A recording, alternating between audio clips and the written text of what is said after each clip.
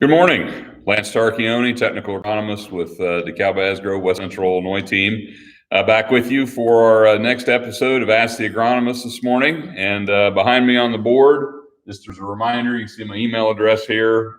Producer Adam is monitoring the email. So if you have a question that you want to email in rather than live chat in on YouTube Live, there's my phone number up there as well. So if you want to text me, I can't watch my text while we're live here, but send in your questions, call me. If you have feedback for Ask the Agronomist, please send that in. Just as a reminder, if you are joining us on YouTube Live and you want to chat in a question on YouTube, all you need to do is either sign in with your YouTube account if you have one. If you don't, make one. Or if you've got like a Gmail account, any Google account, if you log in with that, you can live chat in those questions. So we might be a little shorter this morning. I know people are busy. Everybody's in the field. We've had a little bit of moisture in some areas, but we don't have my help's distracting me here this morning. So. But anyway, we do have some stuff that's come in over the last couple of weeks. I've got some things that I've been looking at out in the field, and hopefully, if we get some people joining us live this morning, we'll get a few questions chatted in, and we'll keep it a little shorter if we don't seem to have as much going on today. But anyway, just wanted to kind of touch base on some things that we've been looking at in the field. There's obviously a lot of crop in the ground. Some areas are virtually done planting. Other areas have quite a bit to go, but there's been a lot of planting done, probably near record planting progress, I would guess, in a lot of parts of the Midwest.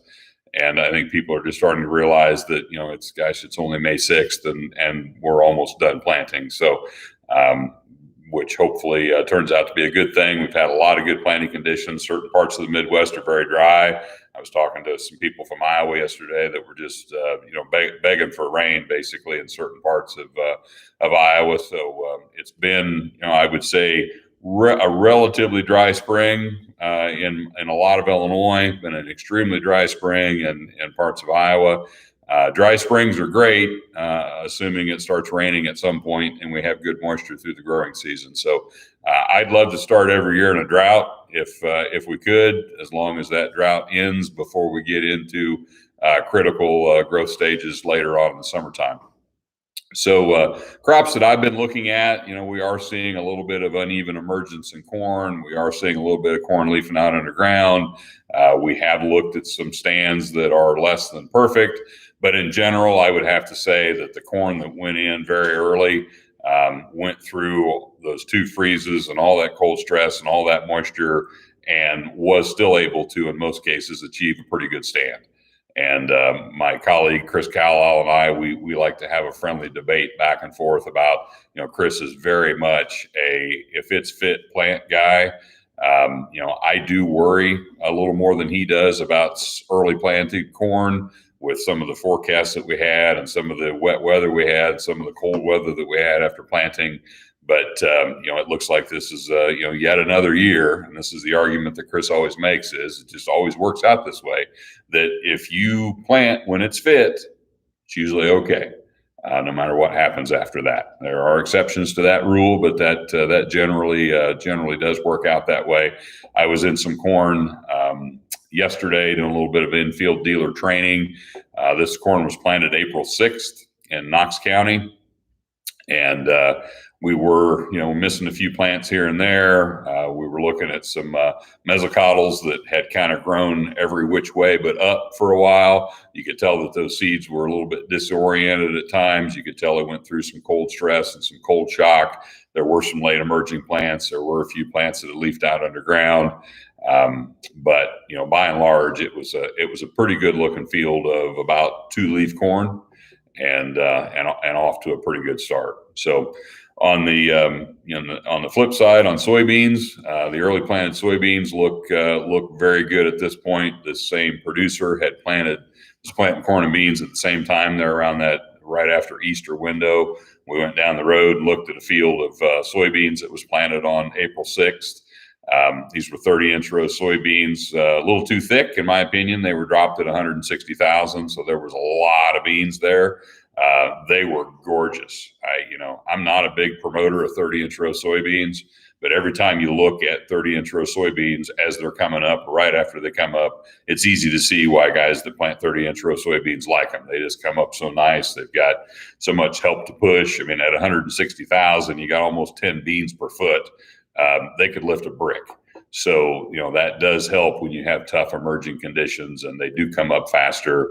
They do grow a little faster early. They just look prettier, and, they're easier to row them. And I can see visually why people like that. So, but anyway, most things are looking pretty good. I have had a few replant questions come in. Guys are looking at stands that are not absolutely perfect, and it's still early.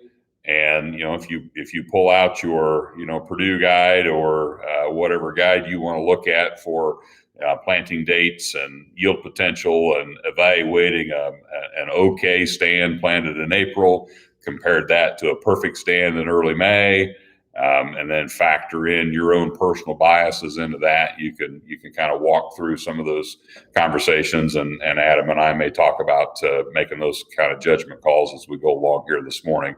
But the last couple of years, we've had really, really, really good luck getting seemingly 100% yield out of corn planted later than, some of the old rules of thumb would tell you that you would get full yield potential. And so, the debate's kind of going about, do I keep my 27,000 that I planted April 5th? Or do I go for a perfect 35,000 planted, let's assume you could do it today, planted May 6th. And I think a lot of people's recent history would say, well, I'm better off having the perfect stand planted May 6th than I am keeping the less than perfect stand from April 6th. Some of the old seeding rate charts would maybe indicate you'd be better off keeping what you got. But we are basically at the, what historically we would call the tail end of the 100% yield potential window for corn. Some would maybe stretch that a little bit later, maybe towards the middle of May. The challenge is, are you going to get a perfect stand in your replant? Last year, some of the worst replant scenarios we ended up in was corn planted about right now, ironically. So there is no guarantee that your replant is going to end up being better than the first crop that you tore up. And also I would factor in, can you get the same hybrid? Can you get an equivalent hybrid? There's really no need to change hybrids other than, unfortunately, the hybrid you planted the first time, in some cases, is not going to be available to you for replant. Maybe you can switch to another hybrid that's equally good. Maybe you can't. And then, it gets into a really gray area if you start comparing, well, am I better off with an okay stand of the best hybrid money can buy, or am I better off with a perfect stand of a pretty good but not quite that good of a hybrid? And you can argue that lots of different ways. So I think with that, we'll kind of open things up here a little bit. And Adam, if you've got any thoughts on your mind, or if we've had any questions chatted in, we'll go with that. Yeah, so I've been keeping track of a lot of different things here as the planting season has progressed, Lance, and you touched, generally speaking, on how everything's been progressing and some of the questions and thoughts, conversations that myself and other reps have been having with farmers. But as a little bit of replant has happened here and there, generally speaking, most stands have been in really good shape, but there's been a few wet hole areas that things have been replanted in. And it kind of brought up a conversation a time or two with relative maturity and timing of planting, specifically in corn, and whether or not when you're out there in those fields and you have some of those drowned out areas that you're going to go in and patch. What's your opinion on trying to offset with relative maturity differences in corn, that offset and timing of planting at this point? To maybe have the same harvest moisture in the replant versus the rest of the field. So, we get that question quite a bit. I am very much a stay with full season corn hybrids guy when it comes to replanting. I don't really like to early up unless that is absolutely necessary. We can plant 15-day corn well into June. We can plant 110-day corn all the way to the 1st of July. So we don't have to get earlier as quickly as some people like to. Now, the question that Adam asked specifically is, can I plant 105-day corn as a replant into my field of 115-day corn and have the same harvest moisture across the field at harvest time, or at least a closer harvest moisture? My preference would be to replant with the same 115-day hybrid that you had in the first place and just have some wetter corn in the wet hole. If that's unacceptable to you, you can, do some math, make some estimates, and try to early up a little bit with that hybrid to make that hybrid drier in that replant area.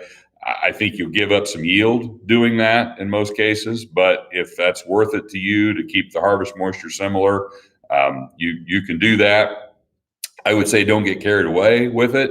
I'd maybe reduce 4 or 5 days RM, not 10. So if you had a good 115 the first time, if you can get a equally good 110-ish to go back out there for your replant, that's probably going to keep those harvest moistures closer.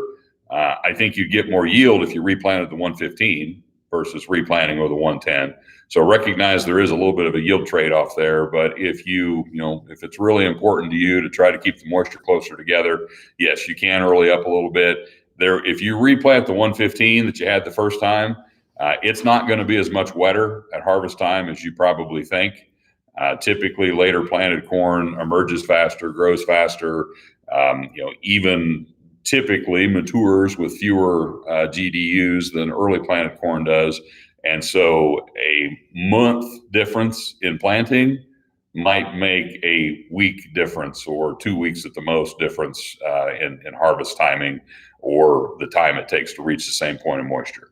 So I don't think, a 2 or 3 point difference in moisture between the replant and the rest of the field, probably not a big deal to a lot of folks. You might be afraid of a 10-point difference in moisture, but it isn't going to be that big of a difference in moisture. So I don't really think there's a need to early up, but if you want to, I'd say it's okay. Just don't get carried away with going, crazy early. We don't want to be planting 100-day corn out in the mud holes. Yeah, and I think another thing, I agree with what you say with sticking. If you had 115-day planted out there, usually whatever product you had planted out there the first time was chosen for that area and that specific field for good reason, and usually fits pretty well. So, be careful as well. This particular season, we've got some wet areas that maybe need a little bit of patching. Well, typically those areas are going to tend to stay wet. So you can have a little bit more of an issue with a mismatched product working well in those wet areas too. So I tend to agree with you, Lance, that I'd stick with what we had. The other thing that I think is appropriate to talk about when we're talking about patching, what Adam's referring to patching is, let's say you've got a wet hole out in the field where basically nothing emerged. I'm perfectly fine just going out there, dropping the planter in and filling in that hole. And typically in those scenarios, you go from a obviously leavable stand to nothing, maybe in 10 or 15 feet a row. Now, if you're in a situation where you go from a perfect stand and gradually get to nothing, and you've got 200 or 300 feet where you're going from 35,000 down to zero, and you've got a lot of acres in that gray area in the middle where you're not satisfied with it, but there are plants there, that really needs to be tilled. I'm not a fan. I know people do it a lot. I'll be honest, I've done it myself on my own farm at home. You've got 15,000 plants out there. You want 35,000 plants. So how do you get from 15,000 to 35,000? You add 20, right? Simple math.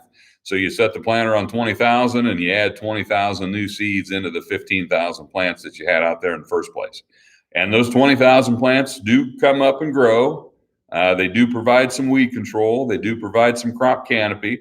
The 15,000 that you drive over, generally most of them survive. So they're still there. So you did in fact make 35,000, but it's a succotash mess 35,000. it's not really what you want to do. And someday I'm going to do this trial. I have talked about this for years, and I need to just make sure it gets done someday. So Cal, this will be something for us to work on at Auburn, perhaps. But I want to have 10,000, 15,000, 20,000, 25,000 relatively good stands. And then I want to interseed 20 into 10, 15 into 15, 10 into 20, basically pick a pot you want to build up to and interseed that much in. And I believe, and there is some data out there to support this, that if you had 15,000 and if it was relatively healthy and relatively uniform and you just left it alone, it would yield more than planting 20 or 25,000 in on top of it. So if that's the way you want to replant your corn, just don't do it, because you're not going to help yourself any. If you want to replant, tear out the old stand, start fresh. I've had some weird scenarios this spring. We always have these. I've had two opposite scenarios. These two guys would love to be able to merge their problems together, and it would solve both their problems because they were both planter setting issues. One individual ended up with a stand that was way too thin, caught it as soon as he left the field. Another individual ended up with a stand that was way too thick, caught it as soon as he left the field. So one guy's got a stand that's too thin to leave. Another guy's got a stand that's too thick to leave, but the seed's just been put in the ground. And if you work that at that point, all you're going to do is scatter it around. It's all still going to grow. So really the only right way to fix that is to let it come up and either kill it with tillage or kill it chemically in some way. Depending on what kind of seed you're planting, your chemical options to kill it are very limited. Some of them involve replant or plant back restrictions as far as days that you have to wait. So there really isn't a great scenario to fix either one of those challenges. But if you've got a stand that's emerged and crappy and you want to replant it, just work it out. And whether you work up the whole field, start all over again, or you drive around and work out, make a patchwork quilt out of the field. I'm kind of a leaver myself. I like to leave the leavable stuff, but I understand that when you're in a nice field of corn, driving around out there in circles, trying to figure out where you could leave and that gets frustrating. And it might seem like it just makes a whole lot more sense to just kill the 40% of the field that's perfectly fine, because you got to fix 60% of the field. If it's 80-20, I probably wouldn't want to do that. I'd kind of like to fix the 20 and leave the 80 alone. But if it's anywhere close to half and half or worse than that, it's a lot less aggravating for you. I was with a producer one time, and he was going to tear up a really poor stand, but it was big corn. It was probably V5, and it it was one of those fields from the road. It looked really nice. And we're out there walking, and he's deciding. He said, "I'm going to tear this up." And I said, "Are you sure?" I said, "I don't know that I could handle sitting in the tractor seat, pulling into this field with a field cultivator or soil finisher or whatever you're going to use to tear it up." And he said, "Hired man's going to do it. It ain't going to bother me a bit. By the time I get here with the planter, it'll all be done, and it won't bother me at all." So I guess that's a solution to doing difficult things. Ask somebody to do it for you. Yeah, I totally agree. I often think it has a lot to do with the layout of the field and where the inconsistencies are at, as to right.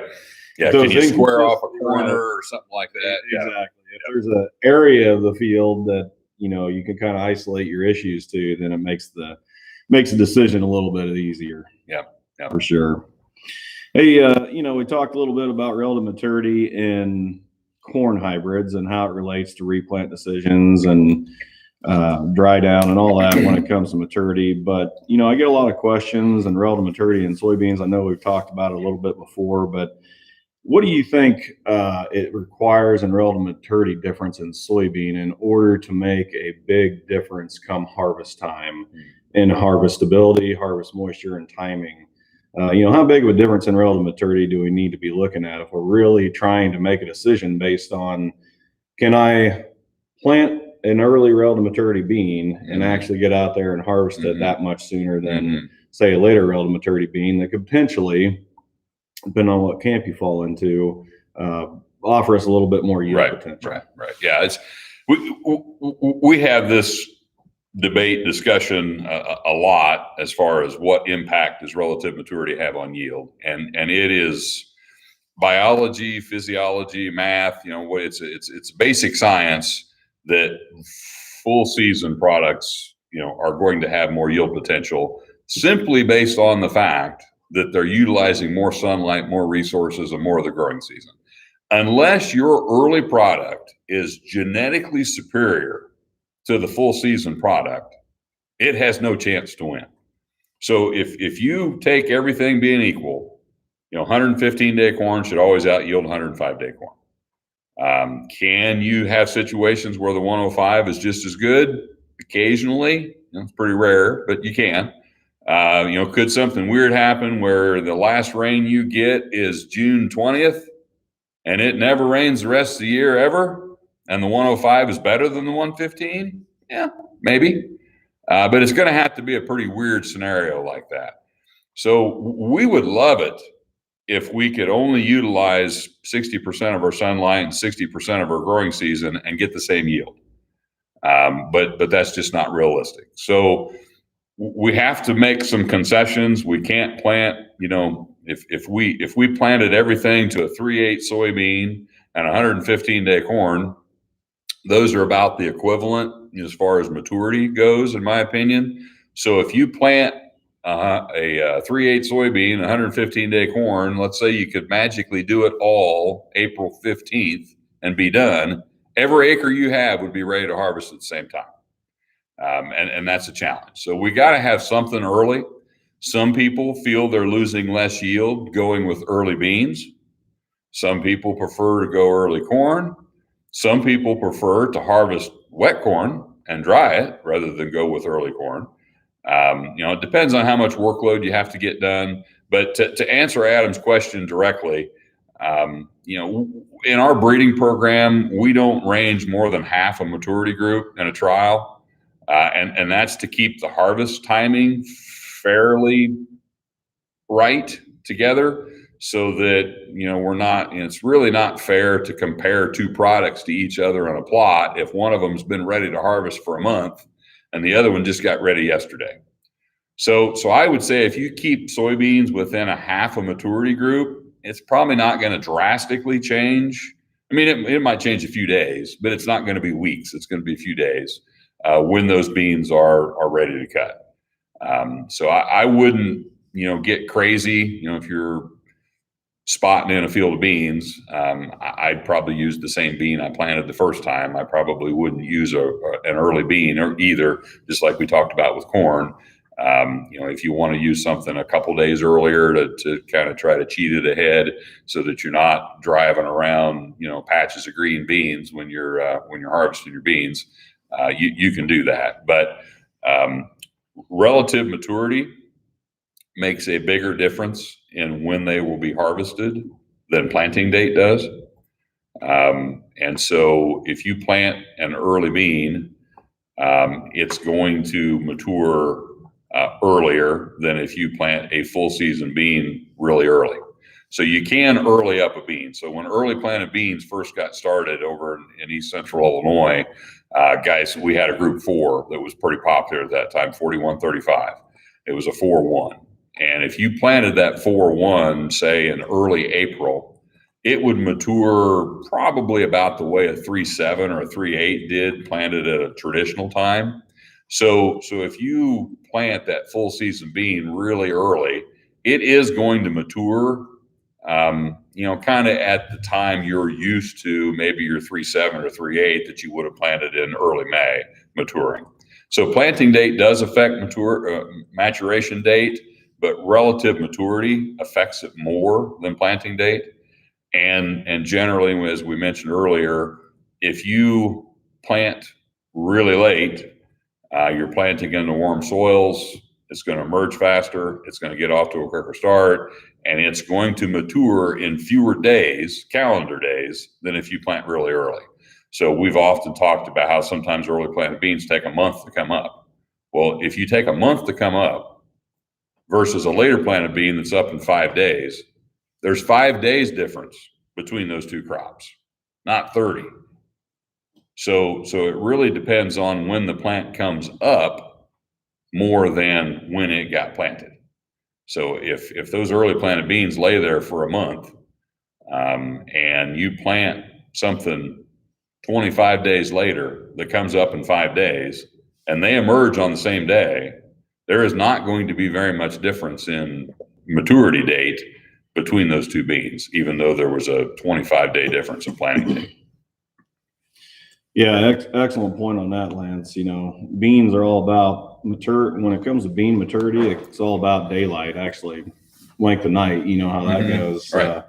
With that conversation. So it is very, very important when they come out of the ground to start intercepting and recepting that light versus corn, where it's more about heat for controlling maturation. I did get a question the other day from a grower that, there is a little bit of a school of thought. If I'm going to plant beans early, should I plant them deeper to make sure they don't come up too fast and then get froze off? So if you're going to plant beans in March and first week of April, like Adams growers often do, you don't necessarily want them up in 10 days because we're going to have soybean killing freezes pretty common in the middle of April, even as far south as Springfield. So there are people that do feel that, well, I want to get them to the ground early, but I don't want them to come up too early and I don't want them to get froze off, so I'm going to plant them deeper. I'm not necessarily recommending that. I like to have soybeans about 1.5 inches deep, as long as you're in moisture, regardless of when you're planting them. I don't like shallow planted, but I'm not a big fan of socking them in 2.5 inches deep in March, just to make sure they don't come up too. It defeats the purpose of early planting, because back March planted beans come up May 5th. April 25th beans come up May 5th. They're all the same. So you didn't really gain a lot with that early planting if they came up on the same day, other than you got the work done, and you can't do everything on one day. So I get it. We still need to start early, even if they all come up at the same time. You got to get going. But I'm not really a fan of deeper planting just to give you more freeze protection. You don't know when the freeze is going to be, for one thing. I mean, if you knew how many days it was going to take for the bean to come up, which you don't, and if you knew when the freeze was going to happen, which you don't, if you knew those two things, well, then maybe you could play with your planting depth to try to micromanage things. But I think that's given us more power and more control than we really have. So I wouldn't waste my time with it. So before we switch gears a little bit here to maybe some more forward thinking with the season progressing in front of us, a lot of planting being done. We had a good comment come in as we were talking about replant and replant decisions. And man, I'll tell you, some of the technology that we've been seeing these days, that we can utilize drones to help us in 10, 15 minutes, create a flight path for a drone. It flies the field, and then another few minutes of software analysis information comes back to us, and we can literally have grids and information for a whole entire field that would be very difficult to walk and get across the whole field and still have a good overall analysis of, okay, where are our good places, our bad places, and what's our overall stand. Right. There's some amazing technology out there right now to do that. Takes some of the emotion out of it, because when you're looking at data, it's a lot easier to make a decision than when you're looking at plants in a field. Exactly.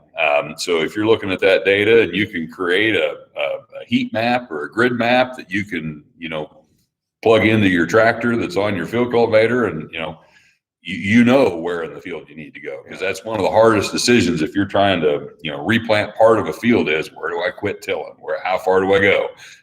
That over there, when it's sitting here looks good, but when I get to it, it doesn't look very good. And then you look back behind you where you just came from, and it'll look like crap when you were there, but from here it looks pretty good, and you can drive yourself crazy out there. But yeah, if you're utilizing that kind of technology, and you know that, okay, this area of the field here, technology says stands 18,000. Well, it's kind of a no-brainer. We need to tear that up. And it doesn't really matter what it looks like when you're there if you've got that information to kind of help back you up and help make that decision easier. Plus, like you say, it's really tough. We just don't have time to intensively scout those acres to really truly know what the backside of the hill looks like in every case. And if you hop out of your truck and you walk out in a field 100 feet and you pace off 17 feet 4 inches and you do a stand count and it says it's 28,000, well, great. But how representative of that is the whole field? And that technology that Adam's referring to, that's a really good way to know that you're truly representing the field. And you didn't just happen to walk out into the worst part of the field or the best part of the field to do your stand counts. And, not saying anybody's lazy like I am, but how many of you are really going to take that stand count at about 20 locations across that 80-acre field so that you really, truly know, what kind of shape that field's in?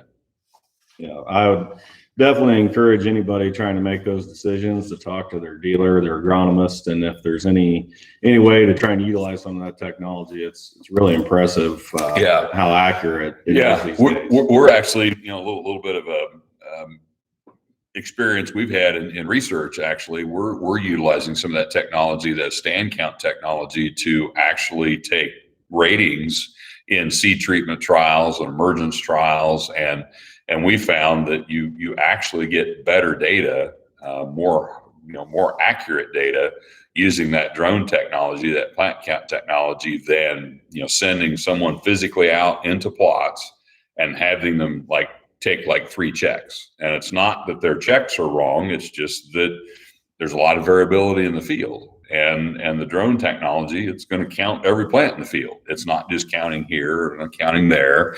And no matter how many subsamples you take, your subsamples are only as accurate as the places you choose to take the subsample from, versus some of the drone technology that can count every plant in an acre.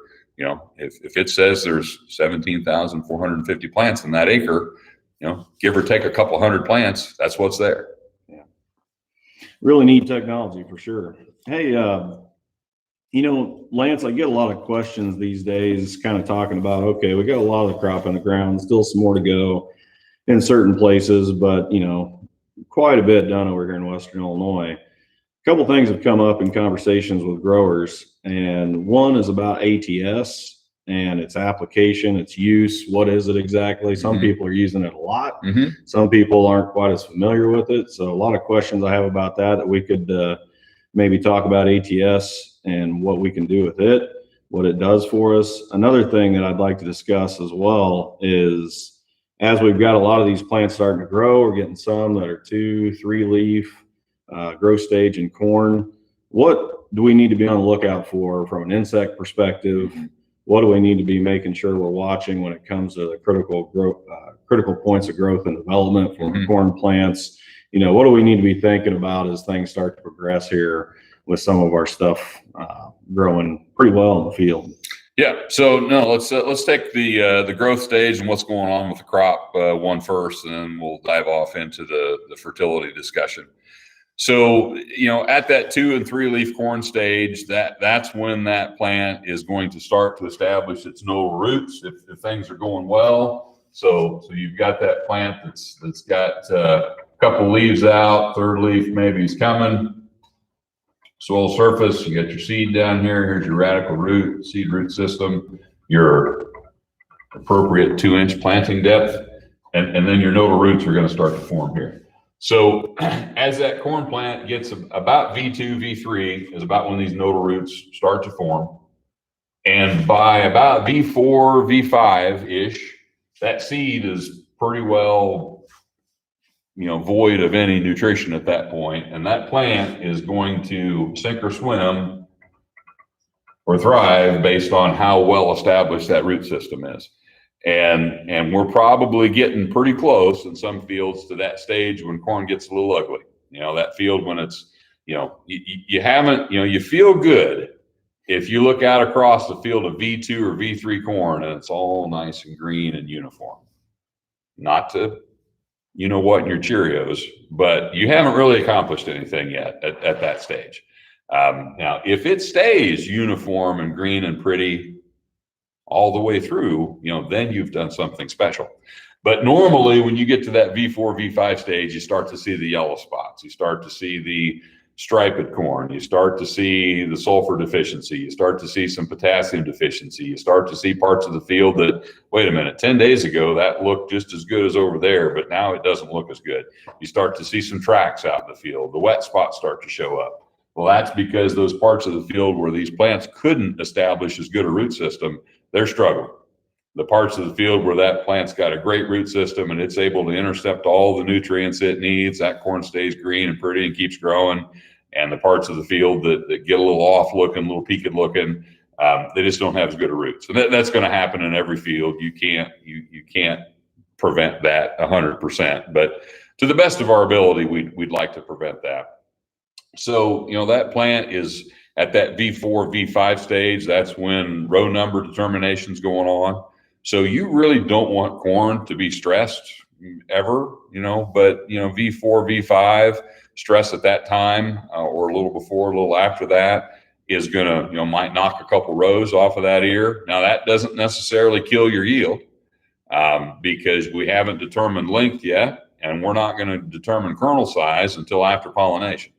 So you can, this may, so some people will argue with me about this, but you can have 34,000 ears, which is good. And you can have 600 kernel ears. You can have 550 kernel ears. And you can have 500 kernel ears. And there's 34,000 of each of them. And they all yield 240. So kernel size has a big impact in yield. So kernel number is one piece of yield. Ear number is a big thing. Kernel number is a big thing. Kernel size is a big thing. And that's what determines our yield. This is the number one factor here is how many ears you got. How many kernels on the ear is secondary to how many ears you have. But, row number factors in, same thing happens. This is the corn plant has a wonderful ability to compensate. So, and this is a little bit of a pet peeve I have with some of the yield estimate formulas that are out there, or most of them actually, unless you modify them. If you've got a 20 row ear, an 18 row ear, and a 14 row ear, you're probably going to have a lot more kernels on the 20 row ear. So if you got a 20 by 30, that's going to be 600 kernels. If you got a 14 by say 36, that's harder math, so I'm not going to do that in my head, but that's going to be less than 600 kernels. But you can have absolutely identical yield with a 20 row ear and a 14 row ear. Adam just did it for 420. 420. A lot less than 600. So if you get below 14 kernel rows, it's really difficult to maintain yield. But if you got a 14 that's long enough with big enough kernels, you can have just as much yield on a 14 as you can have on a 20. But any yield estimate formula does not factor in row number. And I really think you need to have a different factor for 20 row ears versus 14 row ears, because this 20 row ear might take 80,000 kernels to make a bushel. This 14 might do it with 60. And that's how you can get the same yield out of both of those ears. So you got to take a lot of things into account, but that row number is determined very early in that plant's life. Some people would say, and I don't disagree with this, that it's easier said than done, but you never want your corn to have a bad day. And if that corn is striped from sulfur deficiency or it's yellow from sulfur deficiency, most of the yellowing that you see early on is not so much nitrogen deficiency as it is sulfur in a lot of cases. Adam mentioned ATS earlier, ammonium thiosulfate. I assume that's the ATS you're referring to, Adam, not some computer technology that I'm not familiar with. But ammonium thiosulfate is a liquid nitrogen and sulfur containing product. It's a sulfate form of sulfur. There are other sulfate forms. There are dry ammonium sulfate forms, and there's elemental sulfur. So if you're talking sulfur and fertility, you've got dry forms, you've got liquid forms, you've got elemental forms, and you got sulfate forms. The sulfate is very water soluble, very readily available, very easy for the plant to take that up and utilize that. Elemental needs to break down in the soil and release in a sulfate form or convert to a sulfate form before the plant can use it. So elemental is a lot less expensive. It's also a lot less plant available, and you would have to put on a lot more elemental sulfur to deliver the same amount of sulfur to the plant during the growing season. So we generally don't recommend elemental forms of sulfur, in the spring or in season. If you want to put sulfur out in the fall, that's where elemental has a better fit. Sulfate forms don't work as well in the fall because sulfur in the soil is every bit as mobile. Some people say even more mobile than nitrogen. You wouldn't use UAN or urea as a source of fall nitrogen. You really shouldn't use sulfur forms as a source of sulfur either.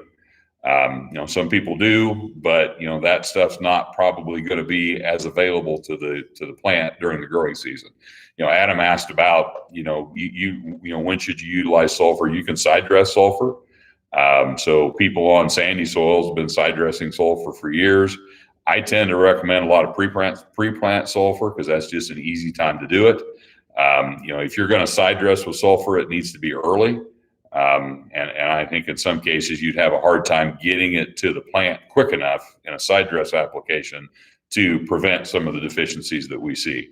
But I would say the number one common nutrient deficiency I see in corn is not nitrogen, it's sulfur. Number two, not nitrogen either, it's potassium. Nitrogen would be probably number three for me.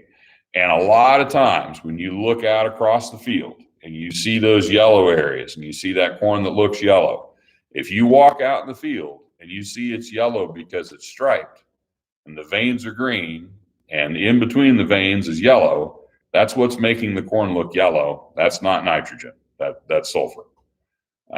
Sulfur is a immobile nutrient in the plant. So it cannot take sulfur from the old leaves. So if you're looking at say a V4, V5 corn plant, your sulfur deficiency is going to show up more in this new growth. And it's going to be, your leaf's going to be striped. So here's your veins. In between the veins, the interveinal area here is going to get yellow. The veins are going to stay green. And you'll see that up here. These leaves down here will stay pretty green because the plant cannot steal the sulfur out of this leaf and send it to this one. These leaves have to get it through the roots. And if it's not getting enough through the roots, these leaves are green because it was still living off the seed at that point in time. When it started to have to find the sulfur that it needed out of the roots, that's when you see that deficiency. As that root system gets bigger and as the soil warms up and as more sulfur is mineralized, that plant typically can find what it needs. And so those deficiency symptoms will go away. But we really didn't want to have them there in the first place. And if you don't want to see sulfur deficiency in your corn, we need to get some sulfur into the system somehow. So sulfur this is another little pet peeve of mine. I don't know how often I refer, people are talking about micronutrients and they start talking about sulfur. Sulfur is not a micronutrient. Sulfur is a macronutrient, and it's actually a fairly important macronutrient. It is number 4 on the list as far as, volume of use. So N, P, K, and then sulfur. So really, I think sulfur needs to be part of every fertility program. If you're farming sandy soils, you probably already know this. If you're farming a lot of timber soils, light, low organic matter soils, you're probably in recent years have learned this. Sulfur is tied pretty closely to organic matter. So your higher organic matter soils are going to be able to supply more sulfur naturally. If you apply a lot of manure, you probably don't need sulfur because there's typically a lot of sulfur in manured soils as well. But we very, very, very commonly anymore see sulfur deficiency. The earlier we plant, sulfur is a mineralized nutrient, and when soils are cold and not very biologically active, they're not cycling a lot of nutrients. Sulfur leaches out of the soil very easily. So you might have had plenty of sulfur in your soil in October. That doesn't mean there's going to be plenty of sulfur in your soil in May. And there'll probably be enough by June or July.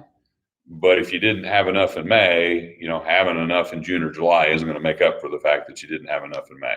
So Adam asked specifically about ATS. It's a relatively easy product to work with. It can be antagonistic to certain herbicides. It can cause mixing issues, especially if it's cold and it's in cold water and you don't have a lot of water with it. I make some applications, some high rate liquid applications where I've got, say, UAN with ATS and herbicide. You got to, usually people that do that for a living, they know what you can get away with and what you can't get away with. Just make sure that, you don't run into issues there. But it is a relatively easy way to get sulfur to your corn. Nice product to have, flexible, easy to use. So it is a product that I like. It's not as cheap as it used to be because there's more demand for it. And sulfur used to be almost a waste byproduct from a fertility standpoint, but now that we're recognizing that we need it on more acres, it's not as economical as it used to be, but still definitely need it. We're not getting sulfur in the form of acid rain every time it rains. Like I've joked about this before, when I'm 51, and when I was a grade school kid, we were not learning about global warming and climate change. We were learning about acid rain, and that was what was and there was an ice age coming too back in those days, but it apparently went someplace else. So we were talking about acid rain, and I remember the Black Forest was dying in Europe because of acid rain and all that stuff that I remember from grade school. Well, acid rain was sulfur, and as we've done a better job cleaning up the air, we're not getting free sulfur fertilizer every time it rains as much as we used to. That plus, we're trying to raise 280 bushel corn today, not 180 bushel corn today. And the higher we push yields, the more deficiencies we're going to see, because that plant needs more nutrients to achieve those yields. And to get more nutrients in the plant, you either have to have a bigger root system that is better able to intercept nutrients, or you have to have a higher concentration of the nutrient in the soil where the roots are. And some research would indicate that you really have to have both of those things to accomplish that. So anything else relative to sulfur, Adam, you think we ought to discuss? No, I think maybe you should expand a little bit upon your potassium comment that you made. You're concerned about sulfur, or seeing, I guess, sulfur deficiencies more and potassium deficiencies more. So let's talk about when we start to see those potassium deficiencies, and a little bit maybe about what we're looking for from a symptomology perspective. Right. No, that's good. So we'll draw my ugly corn leaf here. So here's your midrib, got your veins. So potassium is going to show up. Just think of it is the inverse of nitrogen. So nitrogen deficiency starts at the tip and works its way back along the midrib. So this would be nitrogen. If this part of the leaf starts to get yellow, and if it's really bad, it'll get brown, and you'll end up with two green edges of the leaf. Potassium is just the opposite of that. It's going to stay green in the middle, and the edges of the leaf are going to deteriorate. And both of these nutrients are mobile in the plant, so those deficiencies will show up on the oldest leaves. You're probably not going to find a plant where every leaf has these symptoms. If you do, that's a really bad thing. But generally, it's pretty common to see this on the lower leaves of corn at about that V4, 5, 6-ish stage. If it's there for a leaf stage or two and then goes away, probably not a lot of harm done. The longer it lasts, the more damage is being done. It could be that you don't have enough potassium in your soil. You definitely don't have enough potassium available to the plant. Now, is that because there's not enough in the soil, or is that because there's a root issue that's affecting the plant's ability to intercept it?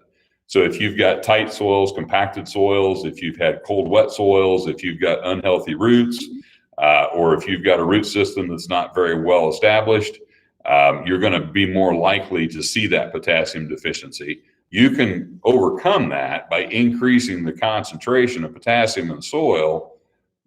But if you've got root issues, we probably need to figure out what's causing the root issues. Is that a management issue? Is that a soil issue? Is that a drainage issue? Is there some way we can address that rather than just trying to fix it by dumping more potassium on the field? But in some cases, we need to do both. We don't have enough potassium in the soil. There's a lot of soil tests out there that I see that, they got a P test of, 50 plus, which is pretty good. And they got a K test of, less than 200, which, if you show me a soil test that's got a K test of less than 200, and you're wondering why you've got potassium deficiency in your corn, we don't need to wonder. We need a better soil test for potassium. The other thing I like to look at is base saturation. So if you've got a really low organic matter soil, you're farming a 2% organic matter timber soil, and you got a K test of 200, you might have a base saturation of 3%. And if you got a base of 3%, you're probably okay. I mean, more is better, but 3% is where I'd like to see it. If your base saturation is less than 2, we really need to address that. If it's getting close to 3 or better, you're good. But if you're on say a 4% organic matter soil with a CEC of 20 plus, and a K test of 200, your base saturation is probably going to be 1 point something. So some of these higher organic matter soils, it takes a lot of potassium in the system to load the exchange complex up with enough potassium that plant can find the potassium that it needs. There might be a ton of potassium out there on that acre, but if it's not on the exchange complex, it's not available to the plant. And so that's why I like to watch the base saturation. In addition, there's a correlation between the pounds, the percentage, and the soil type, organic matter, and type of clay you got. But you really want the highest percentage you can get potassium on your exchange complex within reason. If you're 3% or better, you're pretty good. Some soils you may never get to 3%. Some soils it's pretty easy to get to 3%. But that's a good target to have. And if you look at that, if you're not getting base saturations on your soil test, get them. Doesn't cost that much more to get that information. Parts per million is fine. Pounds per acre is fine. But if you don't know the base saturation percentage, you're flying a little bit blind on your potassium.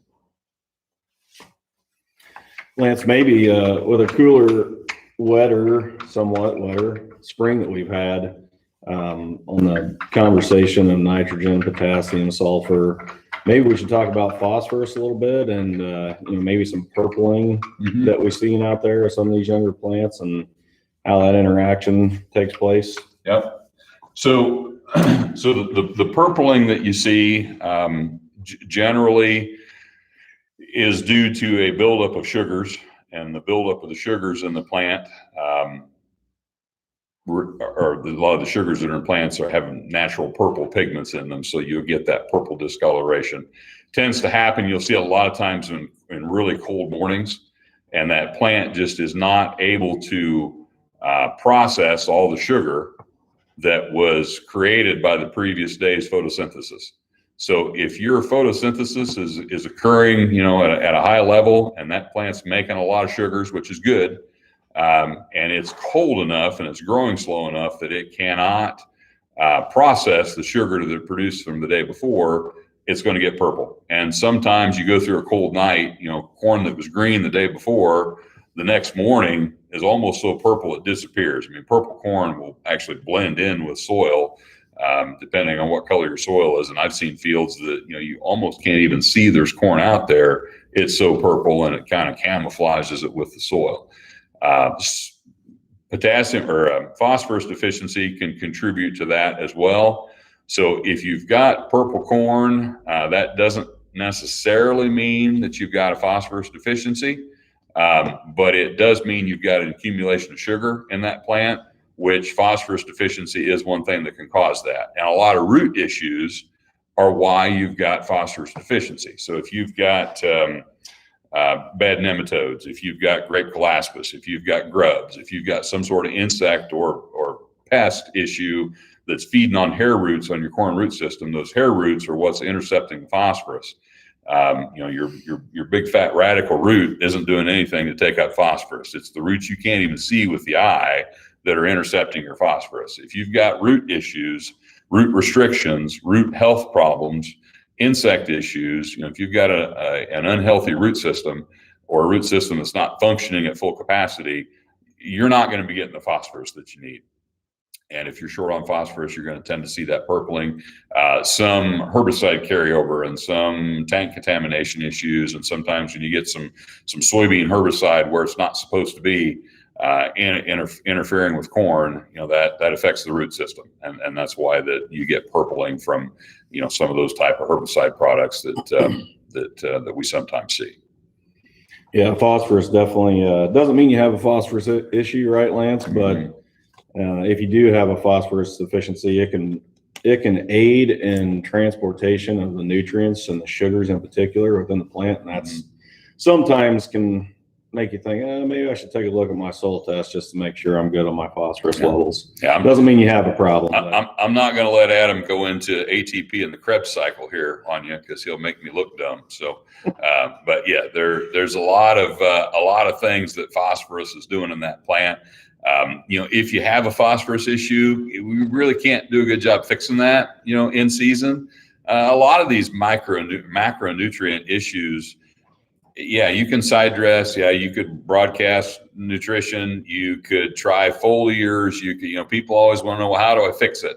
A lot of this stuff we've been talking about here the last 10 or 15 minutes, the way I'm going to fix it is we're going to do something different in the future that's going to prevent you from seeing this problem as often. You don't want to wait till you see it and then try to fix it, because our options for quote unquote fixing it are pretty limited. So we're going to recognize it in this crop, and we're going to fix it for future crops. There's probably not much you can do to fix it for this one. Hey, we're coming up on the 5-minute warning here, Lance. We had a great conversation about a lot of different things. So if anybody has any last-minute questions, be sure to get them in, please. If you're enjoying these conversations and the information that Lance is sharing with us all, which is great, timely information, be sure to hit the like button, share it. If you got any questions about how to get notifications, talk to your rep or your TA. I would say about the only other thing we have on our list that we want to discuss maybe just a little bit, or what insects to be looking out for, here coming up as we continue to warm this spring. Yeah, I think, we'll probably, with the early planted soybeans that are out there, we always see some bean leaf beetle feeding, especially if you're not using a good high rate of a neonic insecticide. In your soybean seed treatment, you're going to have soybean leaves that look like Swiss cheese in some cases. There's so many acres of early planted beans in some cases that is going to kind of tend to diffuse the population of bean leaf beetle that's out there. It used to be if you were the only guy with beans up, you really got hammered. But if everybody's got beans up, they're going to have plenty to eat, and they probably won't get so concentrated in your field. But you typically, if you're skimping on seed treatment and just using maybe a straight fungicide seed treatment, and you compare that to a fungicide plus a good insecticide seed treatment, you can really see a big difference in bean leaf beetle feeding early. Good time to be digging up corn plants, looking at your roots, looking for, probably more likely we'll see disease issues. My colleague Chris Callow's done a lot of work with crown rot. Seedling blights, crown rot infections, a lot of that stuff's getting started now. You don't really notice those problems until closer to harvest typically, but a lot of that stuff starts pretty early. And that's why some of the seed treatments and in-furrow fungicides and things that Chris is looking at, that's why it can have a big impact on a problem that you didn't notice until harvest, because that problem actually started when the corn was, V2 or V3. So these cool, wet conditions that we've had in some cases do kind of tend to favor that.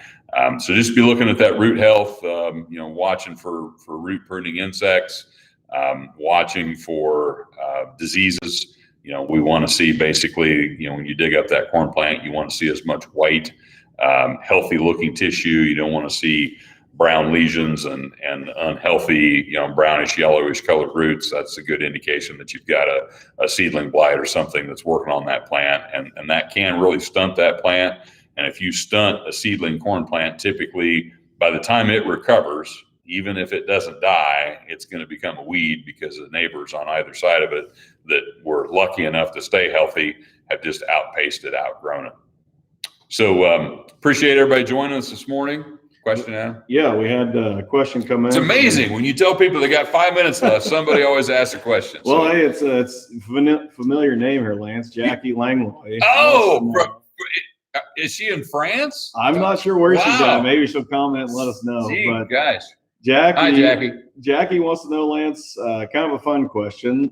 What since we don't have much time, let's say, what hybrid are you most excited about this year and why? Okay.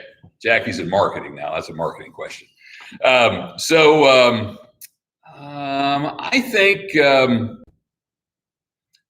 think for me, I'm excited to see what kind of sophomore season 64-64 and 64-65 have. That's a hybrid that has big shoes to fill, coming in behind 64-34 and 64-35. It's a hybrid that I think is a little bit underutilized this season. It was at a pretty salty price point.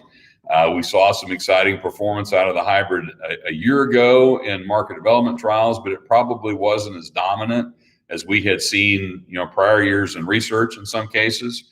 So I think that hybrid could be a little bit of a sleeper and could be a product that maybe generates a little more excitement. It's kind of getting overshadowed right now with things like 6390 and 6357 and 6595. And, that current lineup is so strong that it can be difficult for the new ones to find their place. So I'm excited to see what type of year we see from 64-64, and appreciate the question, Jackie. Hope you're doing well. And for those of you that know Jackie, you would much rather be watching her do this than me. But nice to hear from her, and appreciate folks joining. I do want to give thanks to our friends at Yetter here this morning. We're here from the Yetter Studios in Northern Edge, Macomb, Illinois, and appreciate them letting us use their nice facility here. We will be back together in 2 weeks, which would be May 20th, right? I think, and today May 6th. So I think May 20th will be our next Ask the Agronomist interview. This recording will be here living on YouTube. So if you couldn't join us, you can watch, or if you want to watch past episodes, they're all still here. And please send in those questions. Here's my phone number. Call me. Here's my email. Email me. Talk to your dealer. Talk to your sales rep. Talk to your TA. If there's something that you want to hear covered on Ask the Agronomist, let us know. You don't have to wait till Ask the Agronomist to ask the question. We'll do it anytime. But thanks for joining, and everybody be safe.